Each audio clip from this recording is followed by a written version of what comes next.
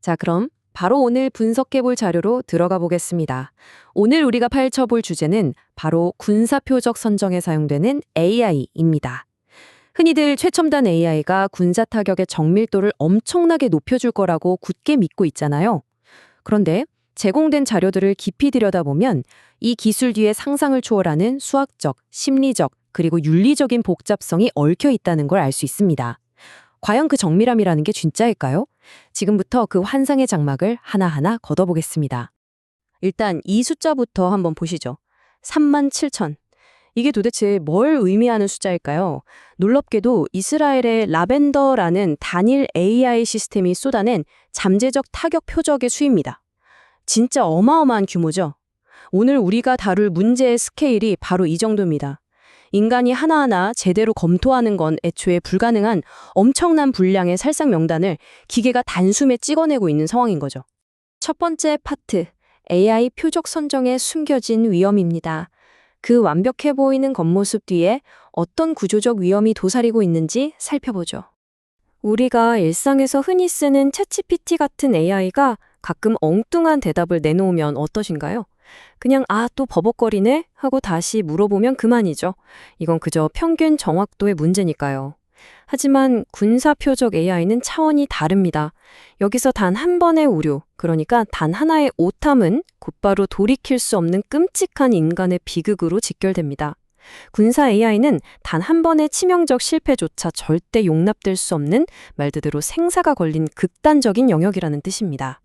두 번째 파트, 치명적인 1%의 오류입니다.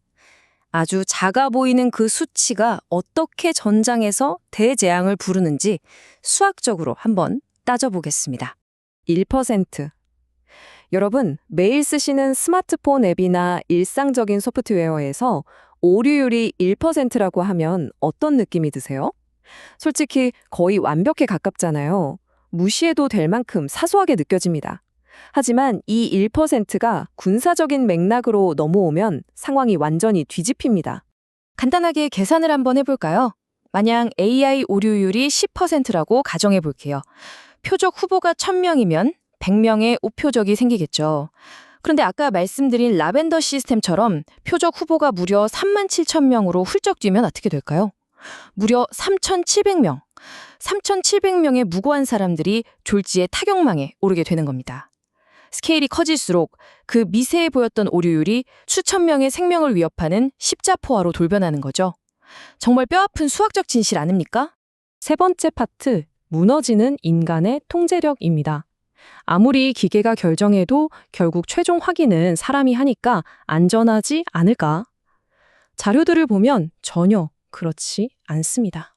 여기서 정말 비극적인 심리 현상이 하나 등장하는데요. 바로 자동화 편향입니다. 당장 폭탄이 터지는 극도의 스트레스 상황에 놓이면 사람들은 기계를 지나치게 믿어버리는 경향이 생깁니다. 인간 스스로 비판적으로 생각하는 걸 멈추고 AI가 92% 확신이라고 띄워주는 그 개선값을 아무런 의심 없이 절대적인 진실로 받아들이기 시작하는 거예요. 이 실패의 사슬이 얼마나 무섭게 압축되어 있는지 한번 보시죠. 센서가 데이터를 쫙 빨아들이면 AI가 곧바로 표적을 만들어냅니다. 그럼 인간이 검토를 하긴 하는데 그 시간이 정말 극도로 짧아요. 그리고 순식간에 타격이 승인되죠. 이 과정에서 최종 결정권자여야 할 사람은 사실상 기계의 결정을 그냥 패스시켜주는 고모도장으로 전락하고 마는 겁니다. 분석 자료에 나오는 한 이스라엘 정보장교의 이 고백을 보면 진짜 소름이 돋습니다. 표적당 20초.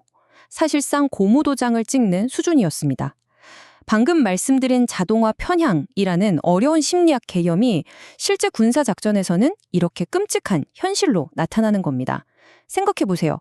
고작 20초 안에 그 복잡한 윤리적, 정보역 검증을 사람이 제대로 해낸다? 그건 그냥 불가능한 일입니다. 네 번째 파트, 전장 데이터가 드러낸 현실입니다. 그럼 실제 전장 데이터로 본 AI의 한계는 과연 어느 정도일까요? 최근에 나온 압도적인 실측 데이터들이 이걸 아주 적나라하게 보여줍니다. 미군의 인공지능 프로젝트인 메이븐을 보면요.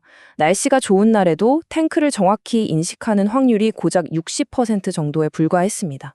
그런데 반대로 AI 도입 이후에 인간이 표적을 승인하는 건수는 시간당 무려 80건으로 폭증했어요. 기계의 정확도는 아직 한참 모자라는데 방아쇠를 당기는 속도만 통제 불능으로 빨라진 현 상황을 이 수치들이 아주 뼈저리게 증명해주고 있죠. 그럼 도대체 왜 실전에서 AI가 이렇게 자주 실패하는 걸까요? 이유는 간단합니다. AI는 완벽하게 세상을 보는 눈이 아니라 그냥 패턴을 때려 맞추는 기계거든요. 안전한 실험실에서 학습한 데이터랑 완전 아수라장인 전장의 현실이 너무나도 다른 분포 변화 문제도 있고요. 적대들이 작정하고 열화상 카메라나 통신망을 교란하는 적대적 기만도 있습니다. 게다가 전장의 안개 속에서 들어오는 뒤죽박죽인 데이터 노이즈까지 합쳐지면 AI는 정말 어이없을 정도로 쉽게 속아 넘어가게 됩니다. 다섯 번째 파트, 자율무기의 경계와 윤리입니다. 인간이 기계한테 생사효탈권을 넘기는 게 궁극적으로 전 세계에 그리고 윤리적으로 어떤 결과를 가져올지 짚어볼 시간입니다. 채공된 문헌들을 보면 AI 군사 활용의 경계선을 아주 명확하게 단계별로 나누고 있습니다. AI가 단순히 정보를 추천해주는 1단계는 그래도 위험도가 낮죠. 하지만 표적 순위를 매기고 타격을 추천하는 3단계로 넘어가면 위험은 기하급수적으로 치솟습니다. 그리고 마침내 4단계, 기계가 알아서 쏘는 자율발사 단계에 이르면 어떻게 될까요? 의미 있는 인간의 통제력은 말 그대로 0이 됩니다. 절대 넘어서는 안 될 극한의 레드라인을 넘게 되는 겁니다. 여기서 엔스로픽 같은 주요 AI 개발사들이 아주 핵심적인 윤리적 문제를 제기합니다. 여러분, 알고리즘은 결국 픽셀이랑 데이터들을 가지고 확률을 계산하는 프로그램일 뿐이에요.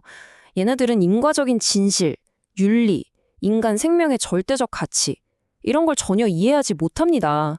누군가를 죽음의 표적으로 삼는 건 단순한 통계 게임이 아니라 인간이 할 수 있는 가장 무겁고 심오한 도덕적 판단이어야 하잖아요.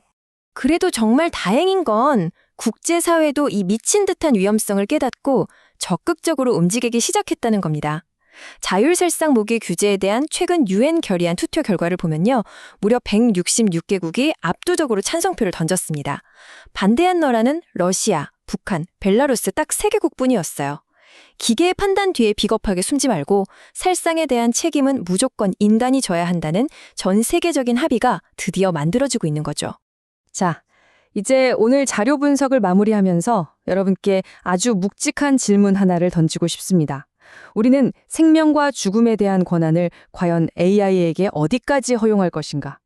기술이 발전하는 걸 억지로 막을 순 없겠죠. 하지만 그 기술이 절대 넘어서는 안 될 최후의 윤리적 선을 긋는 건 결국 우리 인간의 몫입니다.